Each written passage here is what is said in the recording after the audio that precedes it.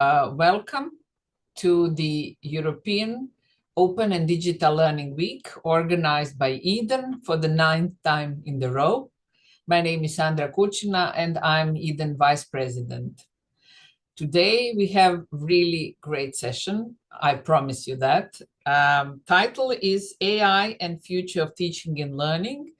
For those of you who have been following the week from the beginning, from the Monday, you have seen that we had on Monday similar session related to AI, but we will focus much more on pedagogies there. Today we will focus on future and the students. So enjoy. Please share your comments in chat. You can ask a question in Q&A. And the session is going to be recorded, and the recordings will be of all the session available at the Eden web pages at the end of the week. In today's session, we are going to talk about how many educators today are exploring the use of AI to support students with a range of disabilities and to achieve the early pioneers in edtech. What tried was personalization of learning. And today I have really 4 superb speakers, experts in the field, who will share with us their research and views about AI in teaching and learning. And let me present them in the order. The first one is Bart Rientes, Professor of Learning Analytics and Program Lead of the Learning Analytics and Learning Design Research Program at the Institute of Education Technology at the Open University UK. If you say Bart, you know it's Learning Analytics. I think that is equal, you know, in a way, because he is also very much engaged in research related to the learning analytics, learning design solution, evidence-based research on how students and professionals learn. He also is the president of SOLAR, Society of Learning Analytics Research, which is the largest research community on learning analytics. And he is also very much focused on learning analytics, learning design, and role of motivation in e-learning.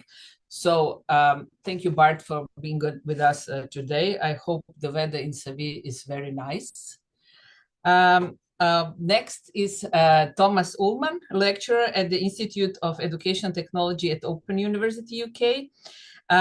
Thomas has over 15 years of experience in educational technology, developing and evaluating online learning and teaching solutions.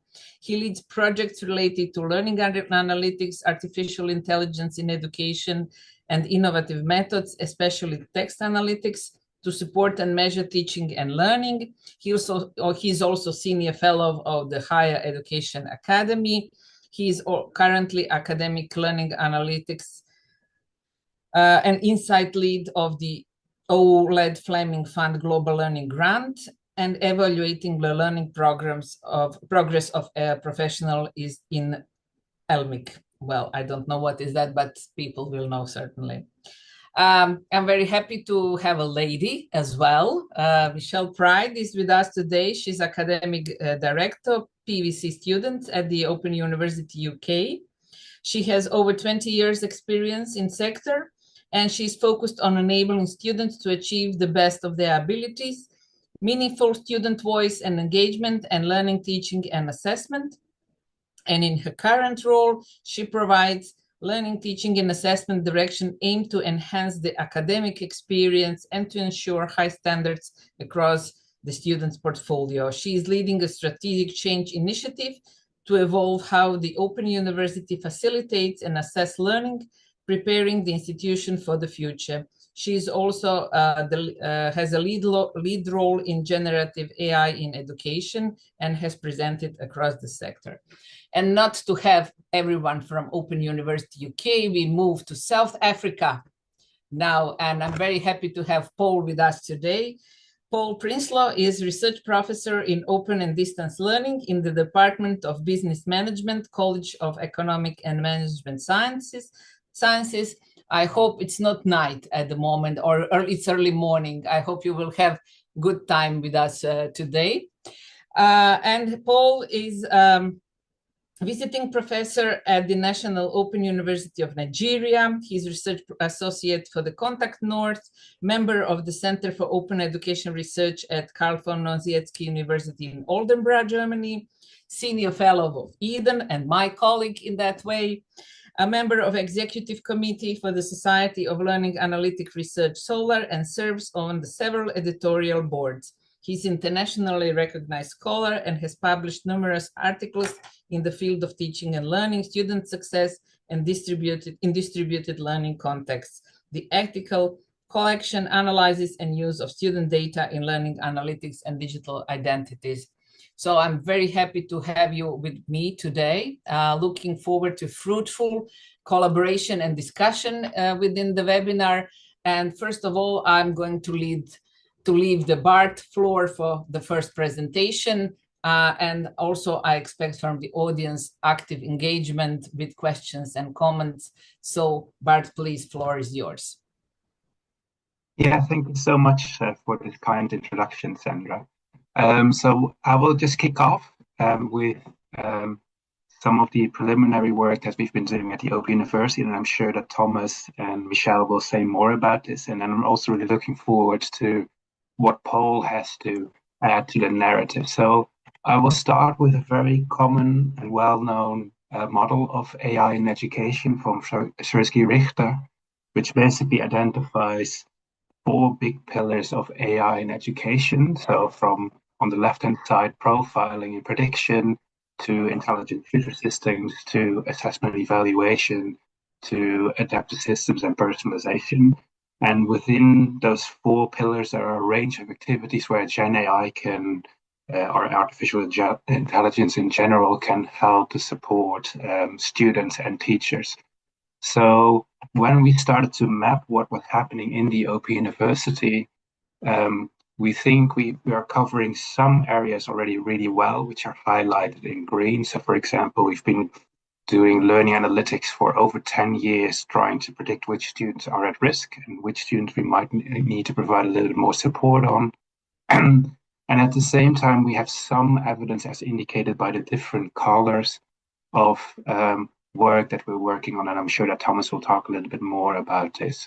And at the same time, we're currently very much focusing on providing, I wouldn't necessarily call them intelligent tutor systems, but providing kind of digital assistance to both teachers and educators. And in this 10 minutes, I will mainly talk about student provided digital assistance. So in the last year, together with the Knowledge Media Institution, we have started to develop a range of better products of approaches that we could perhaps develop for students. So what you, for example, see here is as an example of a flashcard where students could basically test their knowledge. And at the same time, we're currently working on a version of a digital assistant. And this version of digital assistant could be something like this, where you basically see an avatar that is able to speak to you in voice and in text. Or it could look more like what we have with ChatGPT, which I think most of you will be familiar with. So let me just, I will try to move this chat so that I can actually see what you're saying. So what we have done over the last year is to basically show some of these versions of the AI digital assistant to students. And of course, it will be really interesting to see how students would react to this.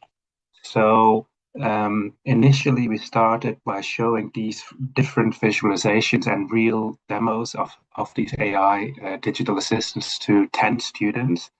And we did an in-depth interviews with these students, and we subsequently identified the key services that these students would like to see the Open University to develop.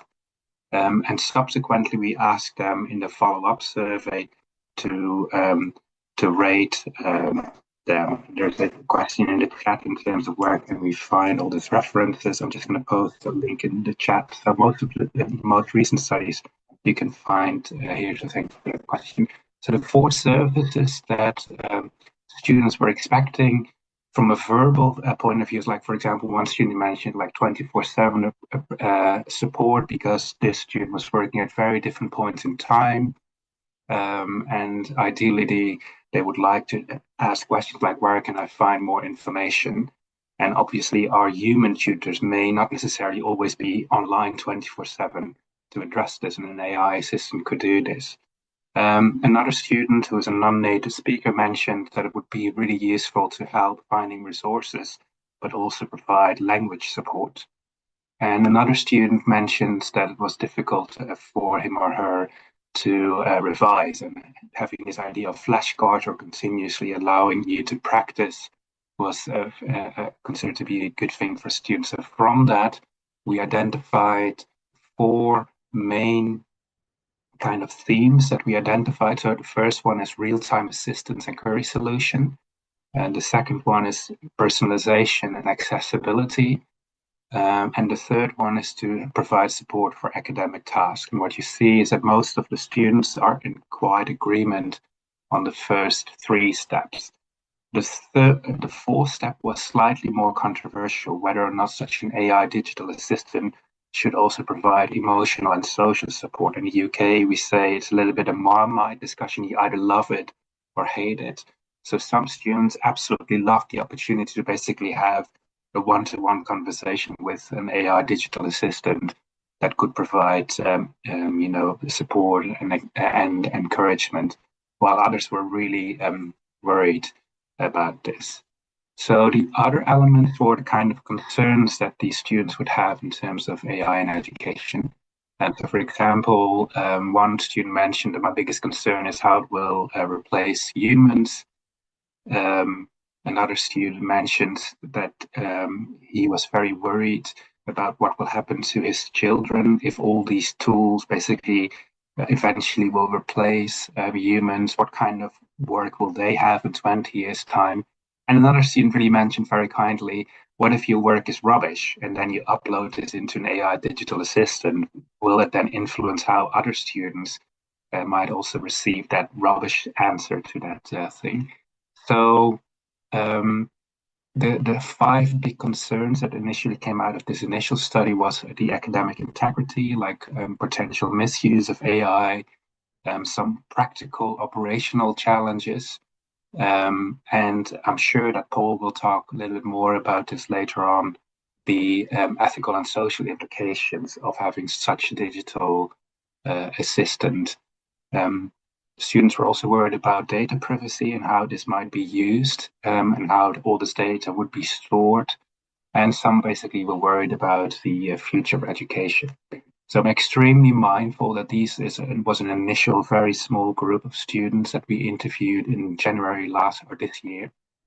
But I think from these initial interviews, there were some really interesting discussions that helped us to further develop the notions of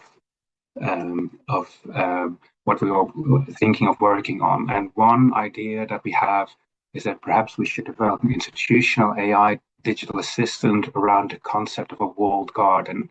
And this walled garden would allow students and educators to securely use and trust the data that we're sharing with our students.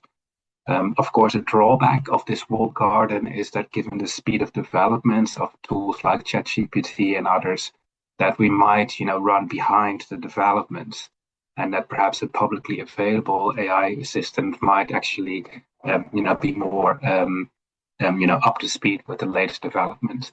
So, in order to explore and test what would be better, just using publicly available digital assistant approaches or an institutional approaches, we're currently using a design-based research approach where we're continuously on a kind of 3-monthly basis show real or semi-real digital assistants to students and basically get their perspectives on what works and what doesn't work. So we're currently in the 3rd round. So we're collecting data as we speak, but I can share you at least some of the data from the 2nd round of data.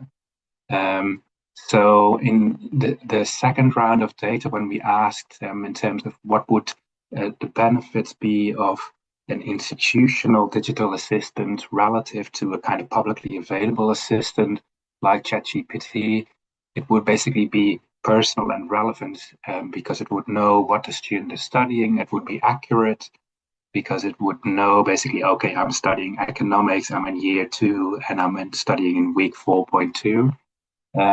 It would use the language of our institution, and obviously it would be 24/7 available within our learning platform. And ideally, this would then be embedded in a user experience that is linked to our learning management system rather than another external system. But at the same time, there were, of course, some concerns around academic integrity and plagiarism. And we basically replicated this with a range of studies. And I'm very mindful of time, so I will just whiz through some of these quotes, but I will make the slides available later in the chat if you want to read more about this.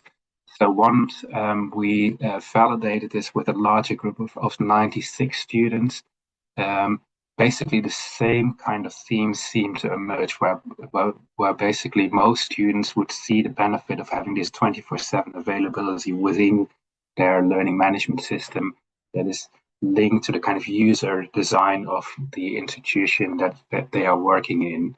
And they in particular also appreciate the kind of accuracy and specificity because ChatGPT, of course, doesn't know what you're studying, but we would know this as an institution.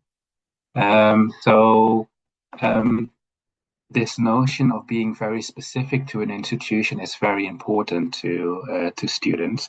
But of course, the quality of the product needs to be up to the same standard as ChatGPT, and that's what we're currently working on. So I've given you a whistle-stop tour of some of the tools we're doing at the Open University, and I will now pass the baton on to Thomas.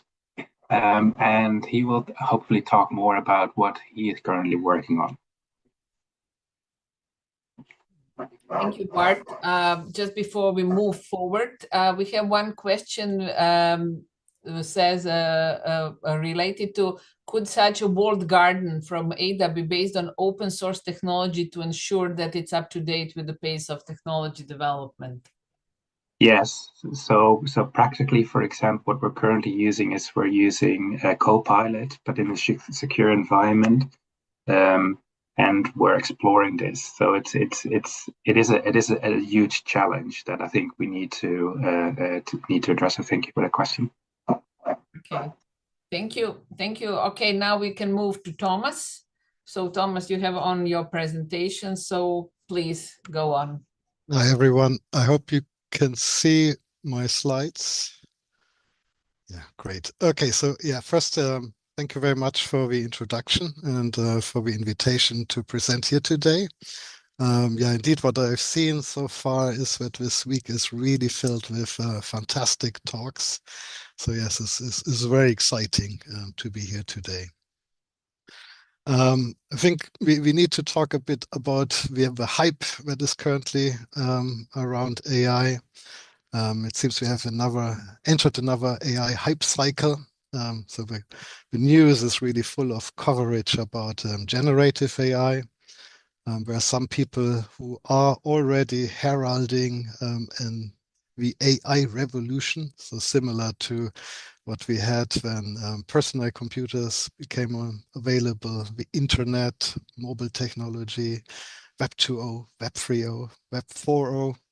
And they call now our generation already Generation AI. So we all are Generation AI. Notable is also that there are claims that generative AI overcame the Turing test, which is notable because it's sort of the litmus test for machine intelligence. There are claims that it can now solve high-stack exams like the bar test or SAT tests, which is quite notable. And there are also worries about ChatGPT becoming the primary source of information now. So there was research about Stack Overflow, which is this question answer platform, which is very popular in the computing area. And according to that research, the posting activity reduced by 25% after the introduction of ChatGTP. There are, of course, further worries about biases, intellectual property, environmental issues, and others.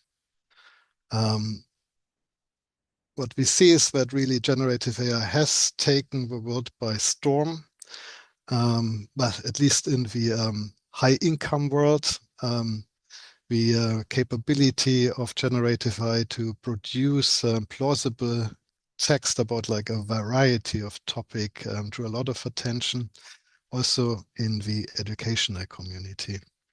In my presentation, I will focus on teachers, but was already talking a lot about the student side.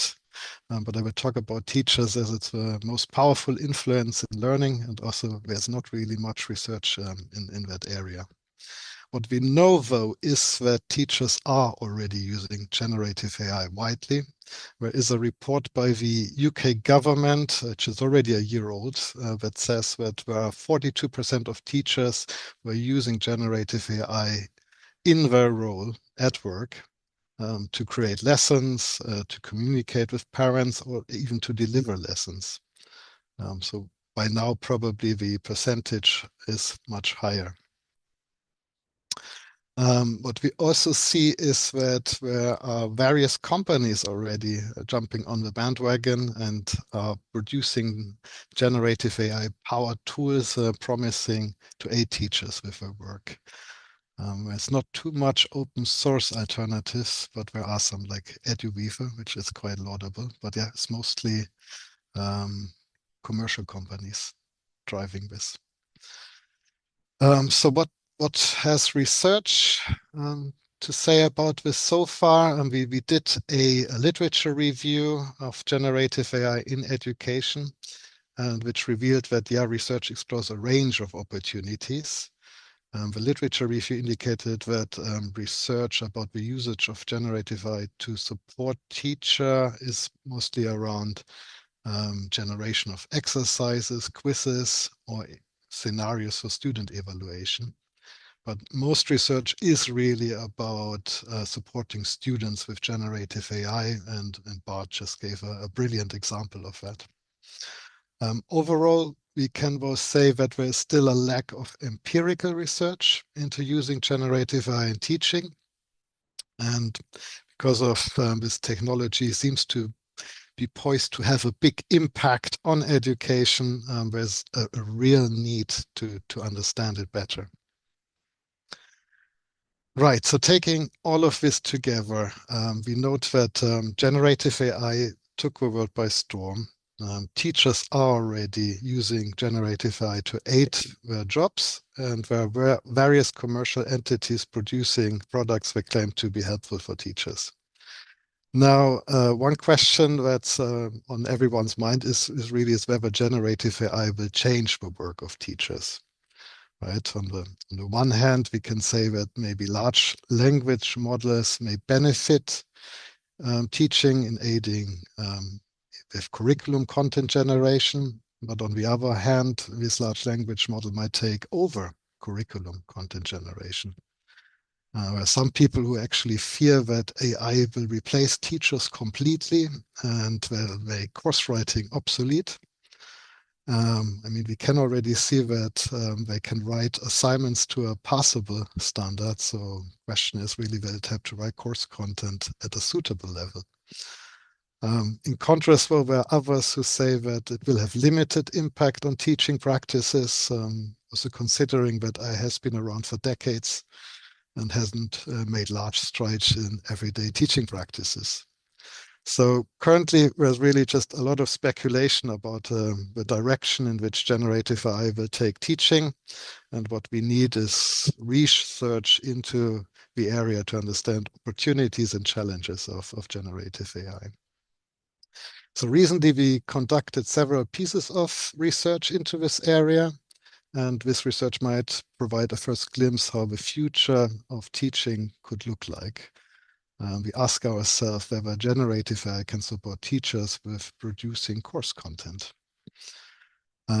Before I go into the details just to give you a quick outline what the traditional model is at the Open University to create course content. We champion a teams approach to curriculum development, which means we have within our course production team several roles. So there's always an academic lead, several authors, editors, artists, reviewers, and others. And this is a large investment into a course, but because these courses are running for several years, this high investment ensures the quality of the courses. The quality is also ensured by various learning design guidelines, which we have here at the OU, such as learning design activity types or the inclusive curriculum guidelines and others. And these teams then work on various tasks to produce curriculum. And now in our research, we looked at all major course production tasks of a micro-credential course. And you can see here a table with major tasks that have to be done during course production, ranging from defining learning outcomes to assessing inclusive language. And then we wanted to test whether ChatGTP can aid towards solving this task. And we did this by creating prompts using ChatGTP, and I won't go really into the details there in the paper. And then, but the outcomes have been evaluated by several experts with various background. And we asked those experts what they thought is the quality of the AI-generated course content. Just to give you a quick taste of the verdicts. So for example, for the task, big questions and learning outcomes, this is usually one of the first tasks among a physical writing course. First you need to discuss really what's the content and what are the learning outcomes. And here we envisioned the AI to produce an initial list of big learning questions and learning outcomes for the course team then to review. And here the experts noted that, yes, it can generate topics which express big ideas about that particular course content, which was about data science, and that the course production team could use the generated topics as an initial set of topics for a course, but also that not all topics were suitable. Course teams would need to decide whether to include it or to exclude a topic. For example, there was a topic about quantum computing, which might not be so relevant for a level 1 course. Right. Now, so we did this for all tasks. So what have we learned from this exercise? From this initial research, we can draw several conclusions about the future of teaching using generative AI. First, we say Gen AI can have benefits for the production of courses. We found that the AI can produce content that could support towards completing the outlined set of tasks across all activities. So the AI can aid with brainstorming ideas towards solving tasks, creating outlines, or assessing adherence to specific writing guidance. We found that the generative AI can have particular benefits in the drafting stage of course content. And it can help course teams to experiment with content ideas. So it could serve in a sense as a third perspective for the team to consider when drafting content. So what would Gen AI say? Some of the content may seem useful and worth further exploring, while others will just not fit or required reworking. So generative AI can aid the brainstorming of the course content production team and therefore can potentially aid their productivity. Generalist versus specialist. So from what we see is the breadth of the AI responses suggests that this technology can work for a broad range of purposes as a generalist. However, we still need to examine to which degree it can adapt to very context-specific problems. And I will say more about this when I look at the challenges. So we found that as the technology stands, and it's rapidly developing, that for now, it can be best considered as an assistive technology that can support various roles, but at best, it can have an advising capacity, as output still needs to be evaluated for integrity, veracity, or accuracy. So we think that for now, our curriculum developed in team model will continue, but with the addition of a writing agent. The results also indicate that, well, we know that it can create plausible but not always correct information. And this may lead to shifts in the work of experts from writing every word to more towards maybe they need to ensure that content suggestions are accurate and true. That it says exactly what the subject expert wants to say, and that any unwanted biases and plagiarism are avoided. So we still expect that all the usual reviewing points during curriculum production will be still in place. And of course, challenges. So as said, we think it can work as a generalist for a broad range of purposes, but we still need to find out if it can be more specific to the specific context. So can it, for example, incorporate subject-specific or pedagogical or university-specific knowledge? And there's some indication that this is possible, but I think there needs to be more research. There's also really a question about does this technology disempower teachers? So we outlined that generative AI is good for ideation and quick content creation.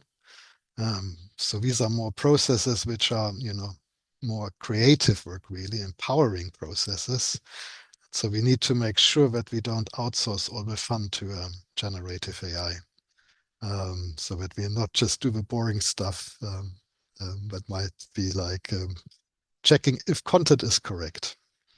And another challenge is also how can we make our implicit knowledge about good course writing more explicit.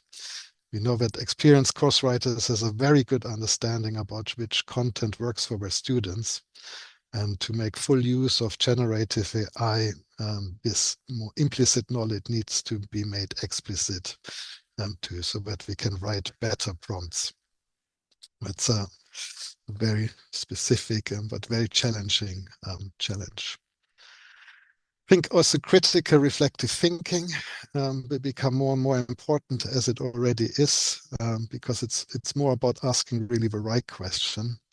And generative AI is very confident in giving answers, which is not the case how we discuss it in course team, which is often the discussion is more reflective about the work, but this reflective stance may lead to more continuous improvement of the content.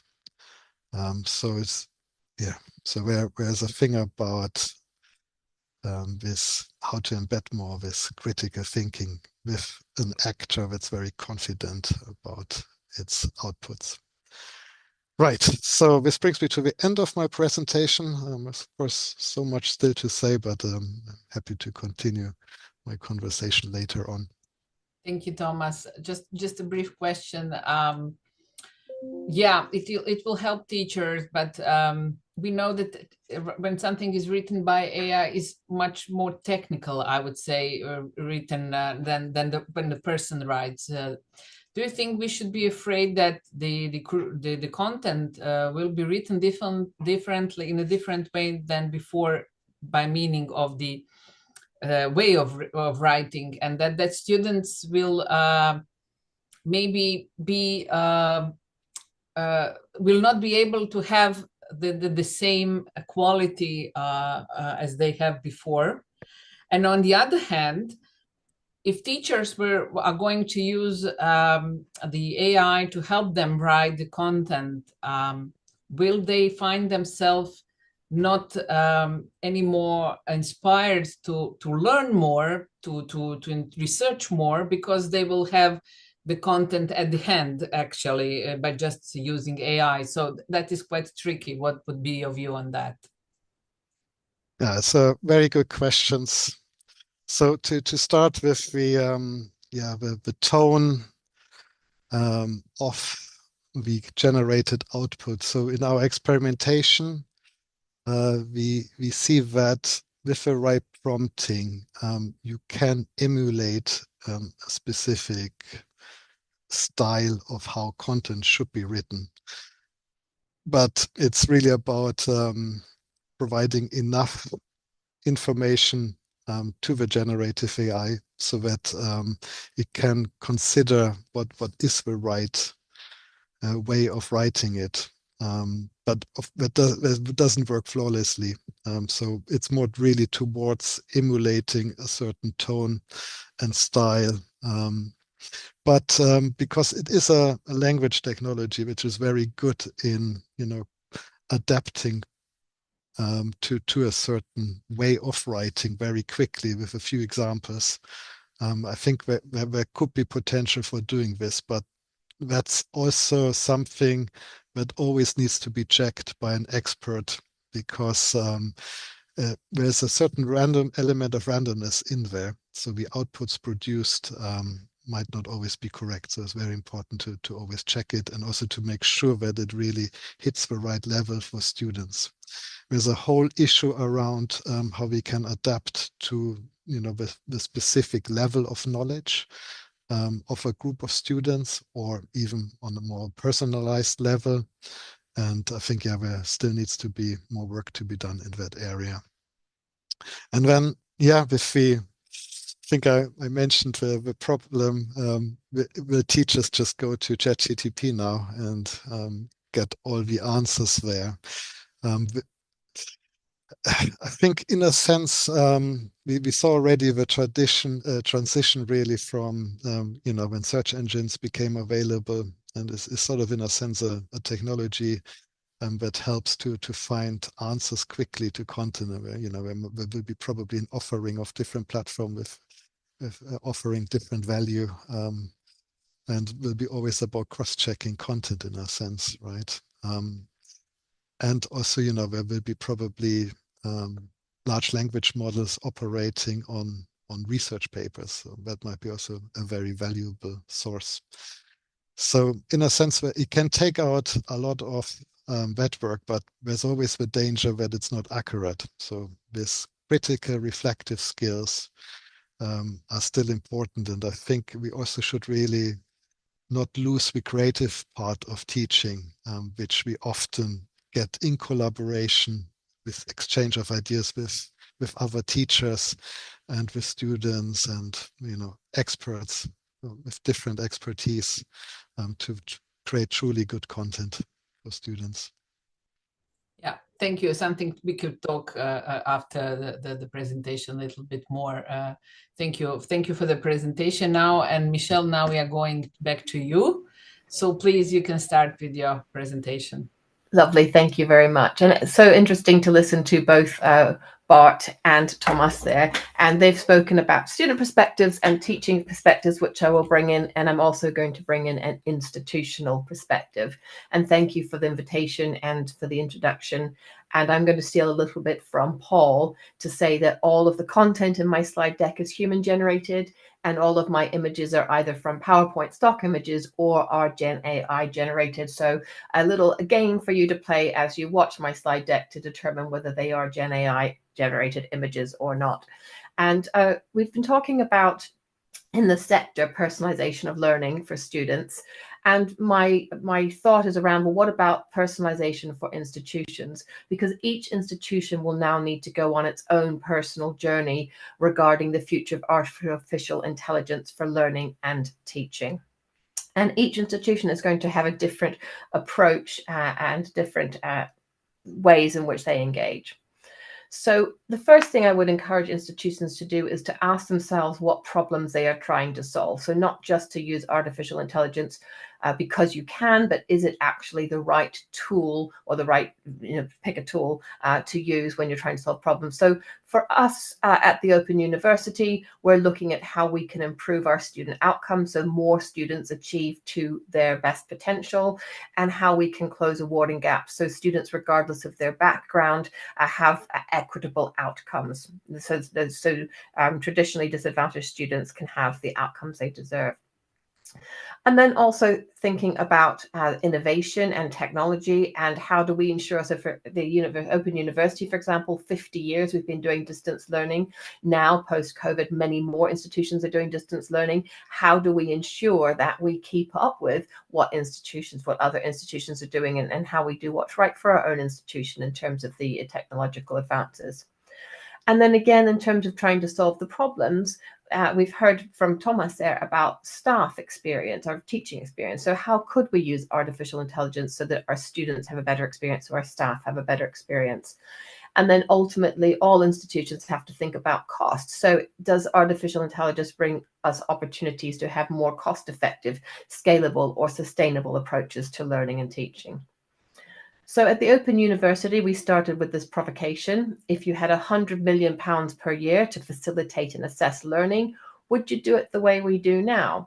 And we've had more than 50 engagement events, of which 16 were specifically consultations. For example, with our student consultation, we ran a consultative forum, we ran focus groups, we've run a live event, interactive event with students. So we've engaged with more than 125 students. We've engaged with our associate lecturers who have direct contact with our students. And then we've also engaged with the academic staff who prepare the materials, and many other staff as well. And so here are some of the things, and I'm not going to read through the slides entirely. We'll share the slides with you can see, but here are a few things arising.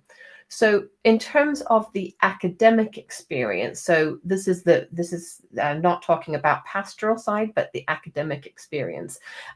So some of the ideas that are coming out from students around this availability of a 360-degree student view. Our students have multiple tutors, academic tutors, as they're going through their experience. And we know from research that the tutor-student relationship is really important. So how can we use AI to have that 360-degree student view so that the tutor understands what the student needs? Do they have reasonable adjustments? Is there a particular way that they learn well that we can support and develop? We've looked at, so the students have said that they want to absolutely have a personalized induction, so that from the day they start with the university and then when they transition to that day one of module one, that they feel like they matter, that we know and we understand who our students are. And that's not just about artificial intelligence, that's also about the human interaction as well. And again, that comes back to that question, what problem are you trying to solve? Is technology or artificial intelligence the right way to solve the problem? We've heard a little bit about materials already. So our students absolutely said they want to ensure that the materials are current. And the example I always give is when I was a head of an English language school and Princess Diana died. All of our materials with Princess Diana were teaching English in the present tense, and overnight all of our materials were wrong. Well, in this day and age, we can use artificial intelligence to ensure that our materials are correct. And then also using artificial intelligence to support our students as they work their way across their study, across multiple years. How can we best engage with students? And students came up with lots of ideas about how we could use artificial intelligence to help them with their student journey. And then in terms of the facilitation of learning, so here the students came up with lots of ideas of what they would like for their learning events, for their tutorials. So different sizes, different pace. Recording was really important to students. Opportunities for in-depth discussion in some, but not all wanted that. Some wanted rock star lectures where you had somebody really special from the sector coming in, whichever subject they're studying, and delivering lectures, or some said specifically debating sessions. So they wanted that opportunity to engage and debate with other students. And so different ways that we can have those learning events. There was keen interest in immersive VR classrooms, and some examples the student gave us were the courtrooms or medical theatre or sports, a sports field.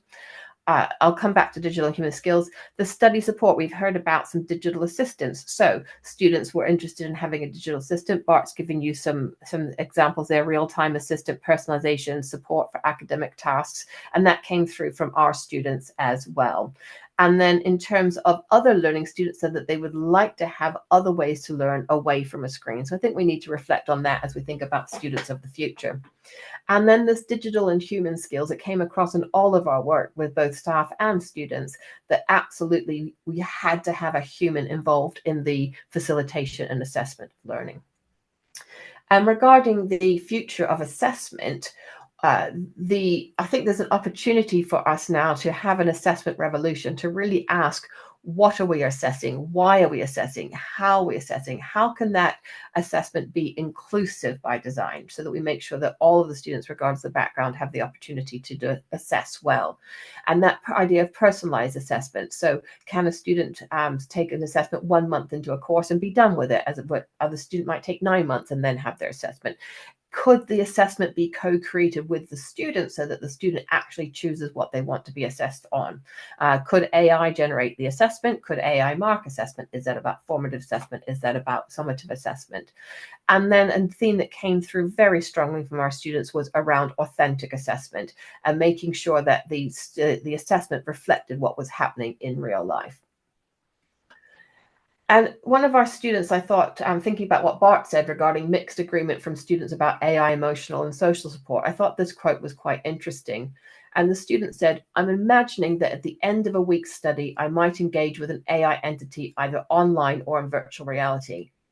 This entity will ask me about how I feel the week has been. And I thought that was really interesting that the student had brought that emotion into this, and then talked about how the digital assistant could guide them, recap their learning, and provide additional materials for their learning, and give them directed revision and even quiz them. In terms of staff, what staff are saying, the staff absolutely agree around the authentic and ethical student co-creation. So let's get students involved in their learning, teaching, and assessment, and let's look at how we can differentiate in personalized learning, but not necessarily with technology. So regarding the academic experience, staff talked a lot about how the human could be involved. So I think that's interesting when we think about our staff using artificial intelligence more, our students using artificial intelligence more. From the staff, we had a lot coming through again about the role of the human and, for example, having compulsory human contact with marks awarded. So there's still a lot of vision for the future of having a human involved. In regards to the learning, they get very similar to what the students were saying. The digital assistant is something that came through very strongly, and the interactive virtual learning environments also came through strongly. And also this idea that the student could repeat at any time. So that's the personalized aspect as well. Some will want to, some won't. And then regarding the assessment, again, with the staff, we're talking about student choice. The anti-racist assessment here came through this idea of this ethical student co-creation, so that students are co-creating the assessment with the staff to ensure that their views are reflected and that their true selves are reflected in the assessment as well. So lots of ideas around how AI could assist assessment. So in terms of the future of personalized learning experience, there are 4 pillars I think are really important. One is around relationships and how the student engages with both people and with machines in terms of building relationships for learning. The second is around learning specifically. So what can we do to personalize that learning experience? Do we offer adaptive learning platforms? Do we offer even more dynamic, hyper-personalized assessment? Do we look at the virtual and augmented reality and the gamification of learning?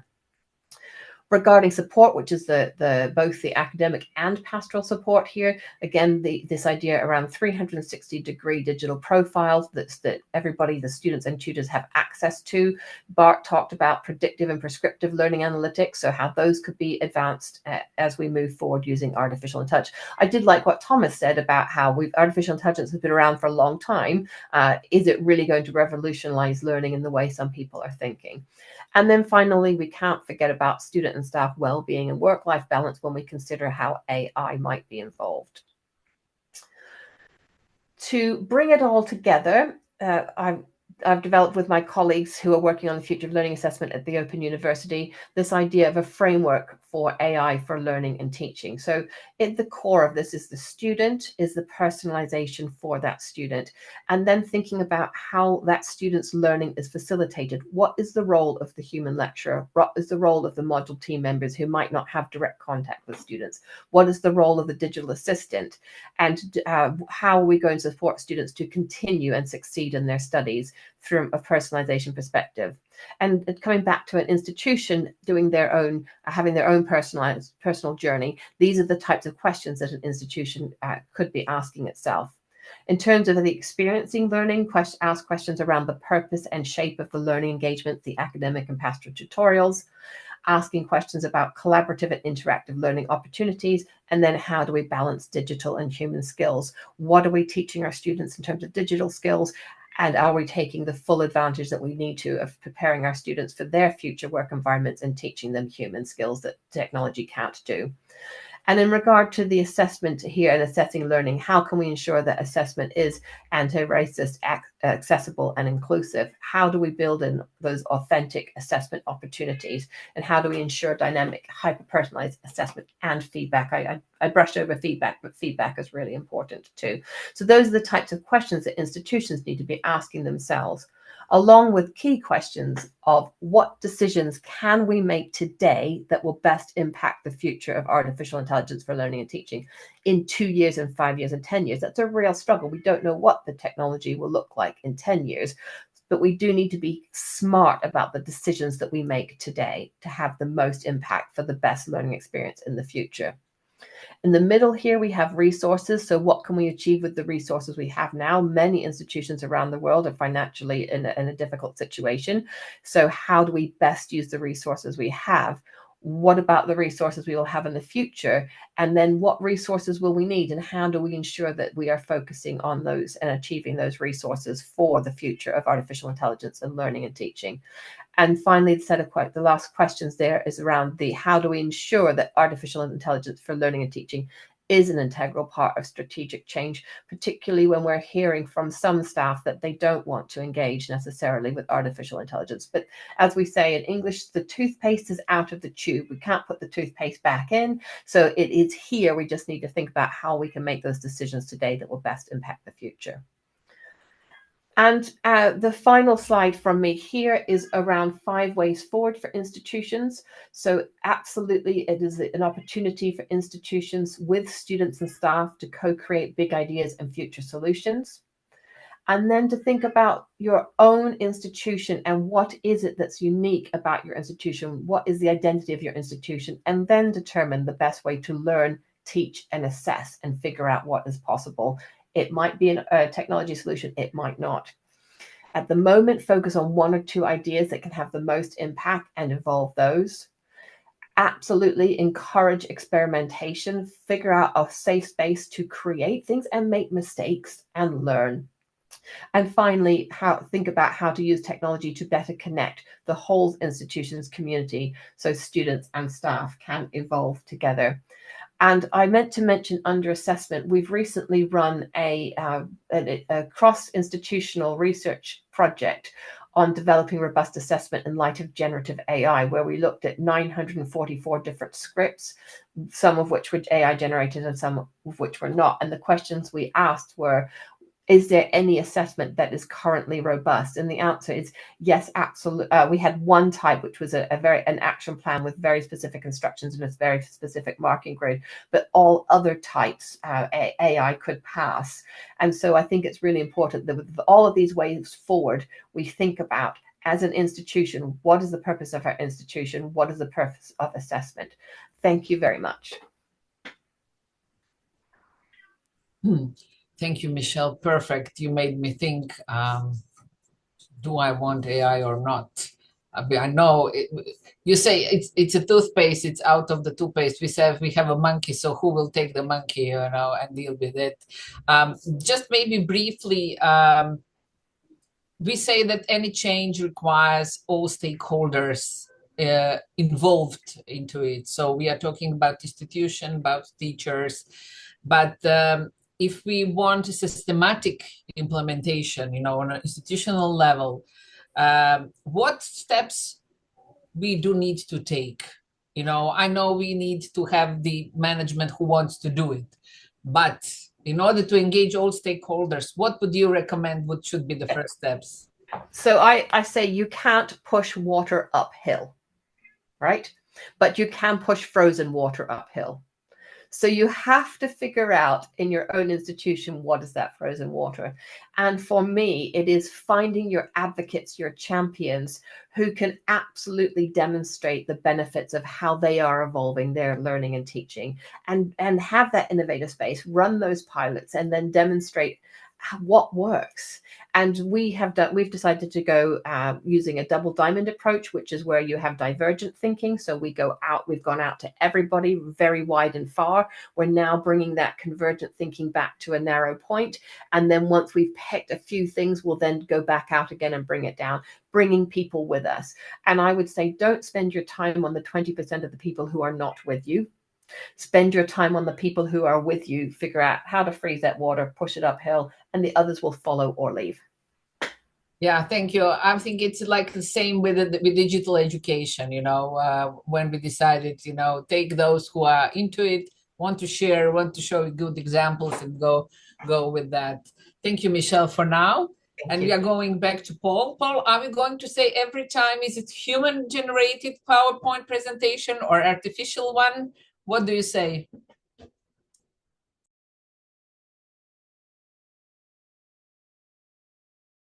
You just have to turn on the mic. Yes, sorry, my screen's decided to play havoc with me. Let me just find my PowerPoint. And the answer will be revealed, Michelle, so just give me a second. Okay, great. And I'm sharing my, let me just see if I can share my screen. And I did share my screen. Can you just confirm? No, we are seeing just you. Oh, we can look at you. It doesn't mind. We don't mind. But if you want to share something, okay. Yeah, we are seeing it now. Oh, awesome. As the only non-European this afternoon in more than one way, thank you very much for the engagement. My title of my meditation or my reflection is Towards a Careful Use of AI and Gen AI. And the famous slide that before the famous slide that Michelle referred to is the question I want to leave with you are, what are the risks? What do we lose and what do we win? But also who wins and under what circumstances. So keep this question or this multiple questions in mind with my presentation. There's the slide Michelle referred to. This PowerPoint was written by a human, not by AI, and produced by a human. I don't own the copyright, and I acknowledge the original copyright and licensing regime by every image used, and none of the ideation and text was produced by using a large language model. So when we talk about what are the risks and what do we lose and what do we win and who wins and what circumstances, I do think it's very useful to distinguish between rule-based AI and Gen AI. And maybe this is one contribution that I can make. So rule-based AI is designed for specific tasks, is very narrow, it's rule-based, it's limited to what it had been trained to do, and possible applications in education is admissions, predicting student success risk. Large language model, or the Gen AI, is text and image generations, and we heard a lot today about large language models and how it unfolds. And I think, as if I can put a disclaimer, I think we lose if we do not talk about both rule-based AI and Gen AI, and in both of them there are risks. We may lose. What do we win? Who wins? And under what circumstances? So this is the student journey. You heard it from Bart and from Thomas as well as from Michelle. So there's possibilities to use AI from pre-enrollment, the institution, registration, non-academic engagement, as well as academic engagement on the learning management system or outside the walled garden, and then post engagement. And each of these, we must consider what are the risks to use rule-based AI at pre-enrollment and inquiries? What are the risks to use large language models at pre-enrollment? And so let's keep this picture at the back of our mind that is both rule-based AI as well as Gen AI, and there's various risks as we continue this journey from pre-enrollment to post-graduation almost. The majority of my talk is based from this article from Slattery and his colleagues from MIT, where they developed this amazing taxonomy about what are the risks from artificial intelligence. And what I find is useful when we think about risks is that we should consider the entity, we should consider the intent and the timing. And when we consider the risk, is the risk caused by decision or action caused by humans in employing this algorithm or designing this algorithm? Is it AI? Is a risk caused by a decision or action made by an algorithmic decision-making system? Or is it the risk is caused by some other reason? So this is the first consideration then when we talk about when and how to use AI or Gen AI in each of these instances. With regard to intent, the risk occurs due to an expected bias or outcome. So it's intentional. Or it's unintentional. The risk occurs due to an unexpected outcome from pursuing the goal, and the risk is presented as occurring without clearly specifying the intentionality. And then lastly, and this is very interesting, so the risk occurs before the AI is deployed. So that we allow for testing, that we assess the risk pre-deployment. Does the risk occur after the AI model have been trained and deployed? And then the other is the risk is presented without a clearly specified time or occurrence. So each time that we employ, whether rule-based AI or a large language model or Gen AI, we need to consider these risks and possibly allocate them intention and entity and timing. And this is how it then plays out. And I find this very useful. In each of these instances throughout the student journey, we have to consider discrimination and toxicity. We have to consider privacy and security at every step of the way. We have to consider misinformation. We have to consider malicious actors and misuse, human-computer interaction, and I will spend some time on that one, socioeconomic and environmental harms, and then system safety, failures, and limitations. And I'm so scared. I think Michelle said, and Bart applauded, that the toothpaste is out of the tube. Yes, but I'm very concerned that we just accept the inevitability of AI without considering these 7 risks, and I would like to add a last risk to this picture. So how does this play out in human-computer interaction? And what Slattery and his colleagues did was they said, with regard to this risk, in the nexus between human-computer interaction, whether it's students or lecturers, there's a risk of over-reliance and unsafe use, and there's a loss of agency and autonomy. And remember, again, our question that we started with, under what circumstances will whom be affected adversely by an over-reliance and unsafe use and the loss of human agency and autonomy? And then it plays out as follows. What I like is the exploitation of the way they phrased it. So over-reliance and unsafe use can be an exploitation of trust, that the effects of anthropomorphizing AI, we develop an emotional trust to follow the suggestions, to accept the advice uncritically.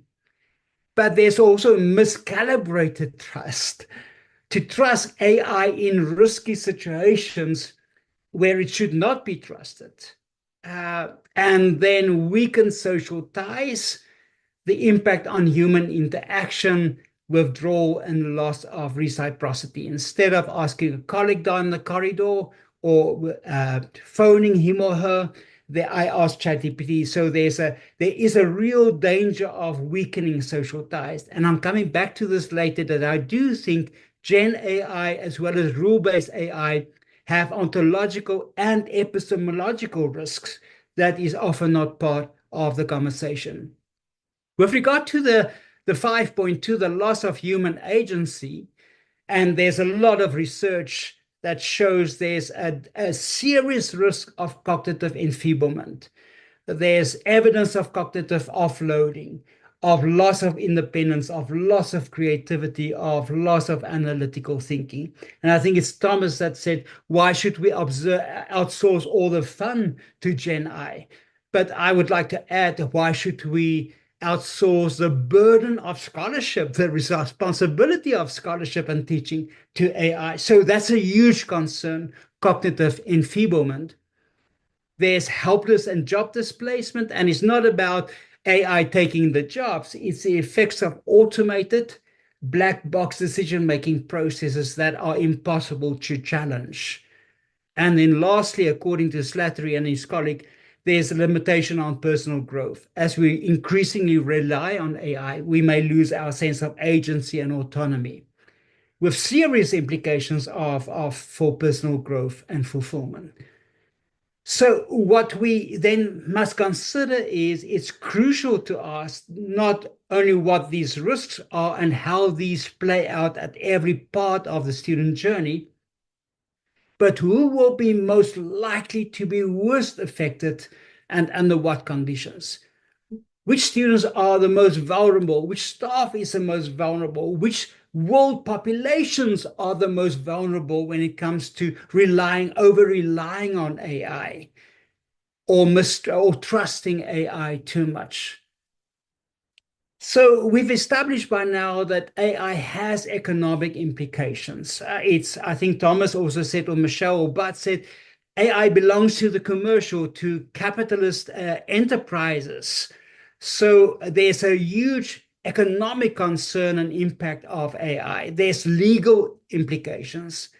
What is often not part of the conversation are the environmental implications. With each prompt that I generate, if I reprompt and keep prompt engineering, the amount of energy and water to cool the service down. What are the implications? There's political implications that we don't talk about, and then there's social implications. And what I bring to this conversation is when we insert AI into a community like higher education, when we insert AI into a context, we should not forget the tectonic layers of intergenerational inequalities at the intersections of race, gender, class, religion, geopolitical location, etc.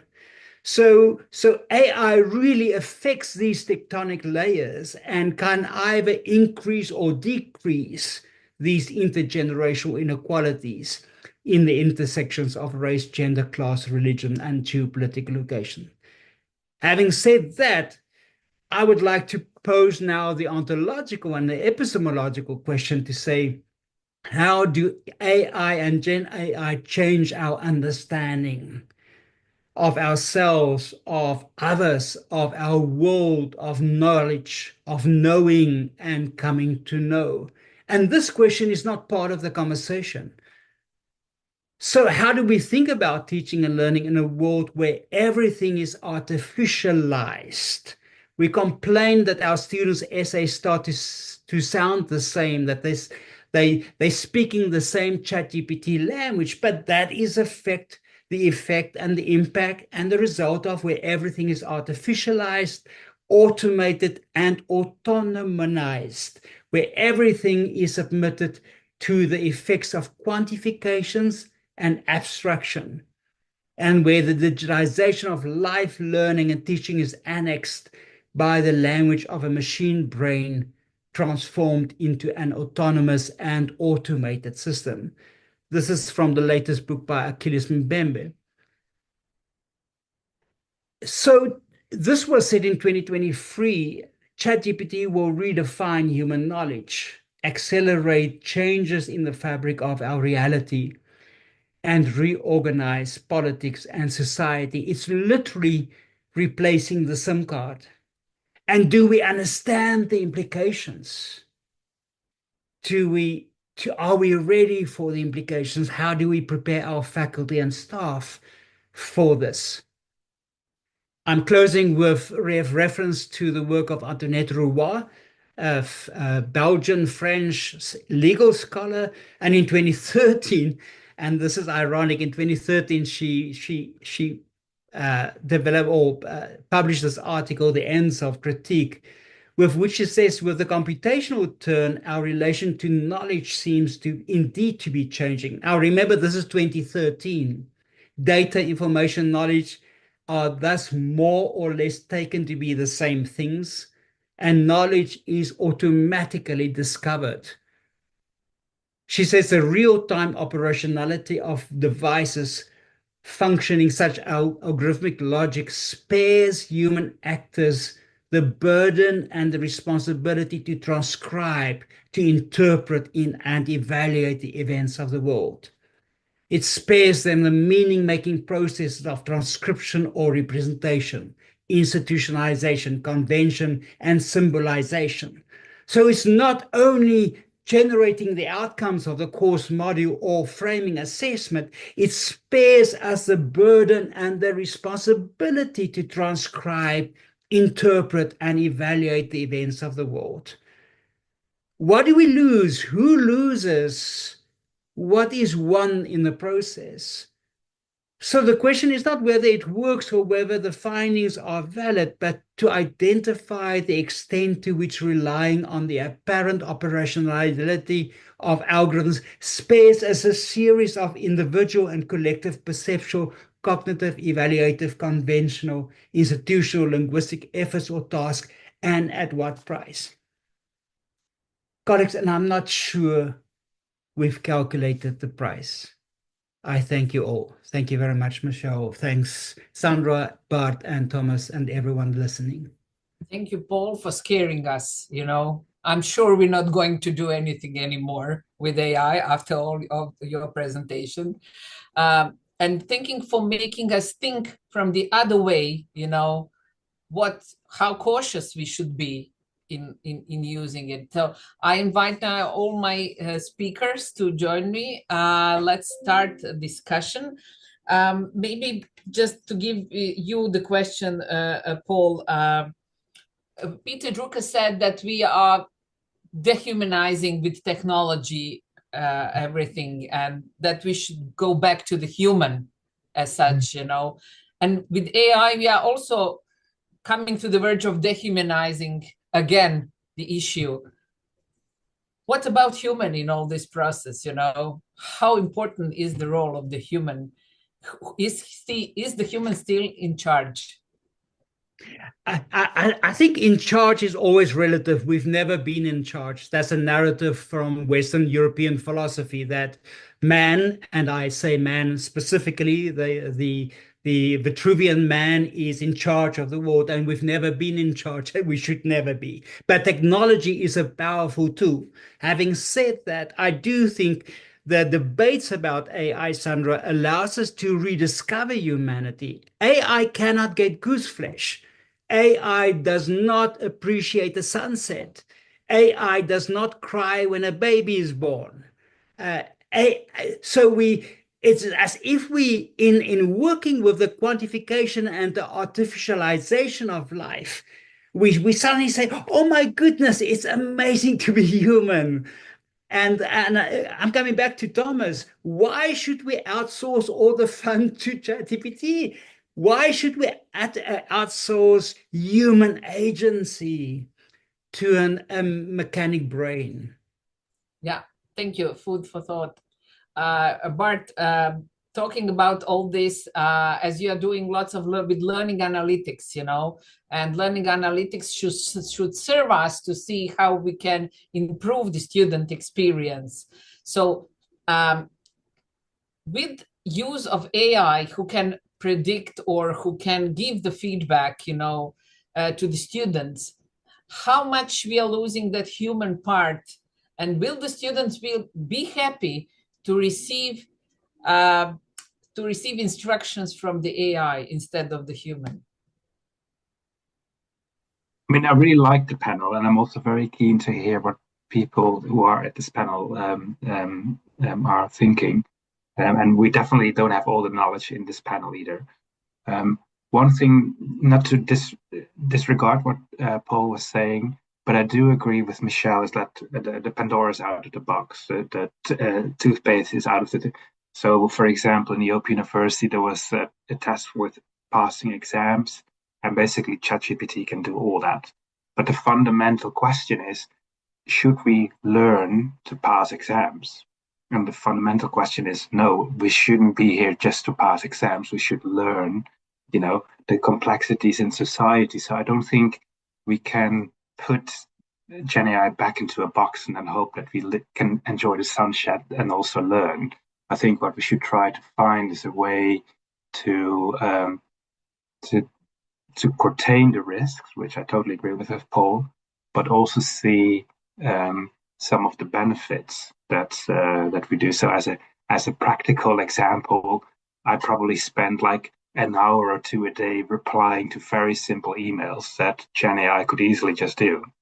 I mean, I have to fill in European timesheets where I'm like, you can just scrape my agenda and then you can see what I've done. So I think on some of the more basic tasks, Gen AI has a definite positive effect. But I think more on the fundamental aspects of learning, and that's why I guess we're here as educators. I mean, I've had more interesting discussions talking to people like Paul than reading a book. So how can we provide this space where people can safely talk and learn from each other, which is very difficult to replicate in the Gen AI world? So just 2 pennies. Thank you. Thank you. Maybe Thomas, you can continue, but we have a question which says, I believe that Gen AI will change the way that we access data and knowledge, but will it change the way that we process this knowledge? And this is mostly about in your presentation you talk about. So what would be your comment on that?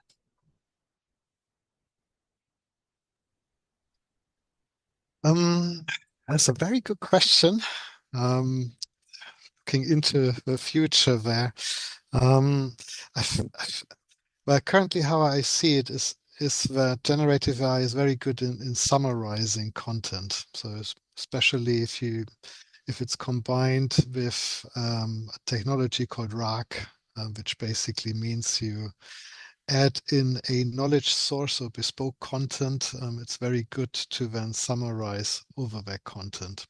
So let's say for the scenario where you have a specific course content you're interested in and you want to limit the answers, let's say, about that content, generative AI is very quick in providing plausible answers. I think there's still the problem is really in the trust in the answers, as the technology is not geared towards verifying content. So I think as it stands right now, there is still limitations to the technology.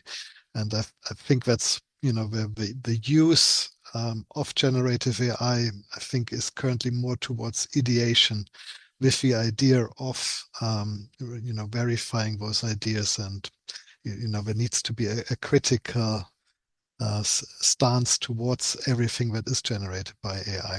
But I'm also seeing that there is work where these different systems, and Paul was talking about rule-based systems. So we have here expert systems which have, curated content, a knowledge base really, where all facts are verified, and that maybe with an HCI interface like generative AI, these often very complicated system might be more accessible, and then maybe you can have the best of both worlds. But as also Michelle said, and I think Paul also said, it is about information. So it's not about generating knowledge, which might be forgotten in all the discussion. Thank you. Thank you.